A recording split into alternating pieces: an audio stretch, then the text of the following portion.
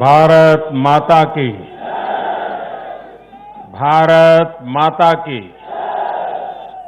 भारत माता की। नमस्कार।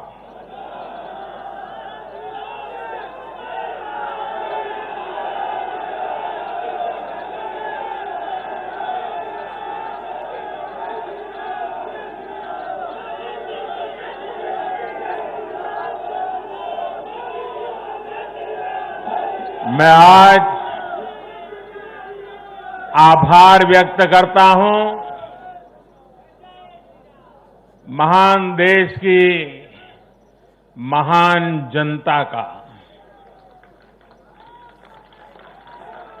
मैं आज धन्यवाद अर्पित करता हूं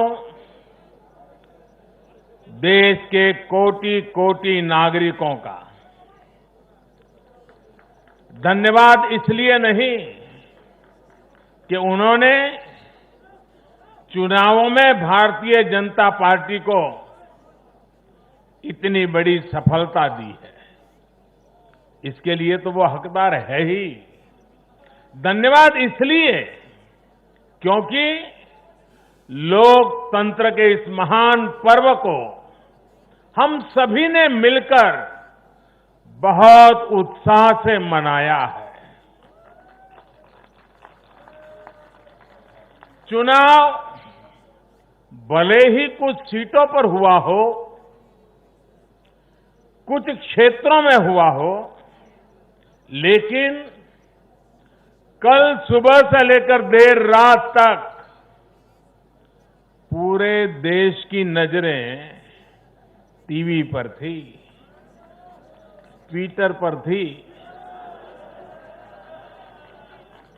चुनाव आयोग की वेबसाइट पर थी। लोकतंत्र के प्रति हम भारतीयों की जो आस्था है, उसकी मिसाल पूरी दुनिया में कहीं नहीं मिलती।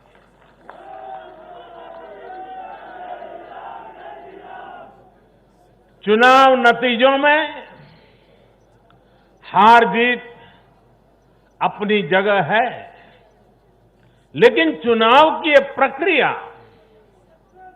हर भारतीय के लिए गौरव का विषय है। इसलिए मैं पूरे देश को बधाई देता हूं, कोटि कोटि देशवासियों का धन्यवाद करता हूं। इस चुनावों को सफलतापूर्वक, शांतिपूर्वक संपन्न कराने के लिए चुनाव आयोग, देश के सुरक्षा बल और स्थानीय प्रशासन भी बधाई के पात्र है। कुछ चीजें तो हम देश में भूल गए हैं। आपको पता होगा, पहले जब चुनाव होते तो दूसरे दिन क्या खबर आती थी, हेडलाइन, इतने बूथ लूट लिए गए, इतने बूथ में रीपोलिंग होगा। आज हेडलाइन होती है, पहले से इतना परसेंटेज पोलिंग बढ़ा, पुरुषों से महिलाओं का पोलिंग बढ़ा, पोलिंग बूथ से व्यवस्थाओं से लोग, यानी पुरानी चीजें। बिहार में चुनाव मतलब इतने लोग मारे गए, इतने बूथ, यही खबरें रहती थी। एक भी पोलिंग बूथ में रीपोलिंग न होना, शांतिपूर्ण मतदान होना, और कोरोना के कारण मतदान कम होगा, ये सारी आशंकाओं को जहां जहां चुनाव हुआ लोगों ने निरस्त कर दिया। यही तो देश की ताकत है।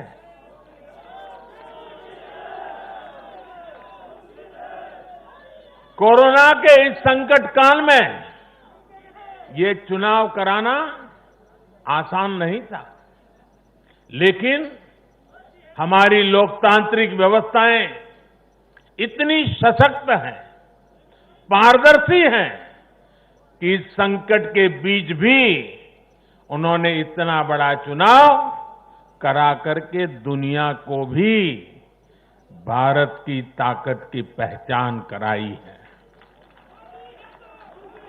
साथियों, इन चुनाव परिणामों में भाजपा को, एनडीए को अपार जन समर्थन मिला है।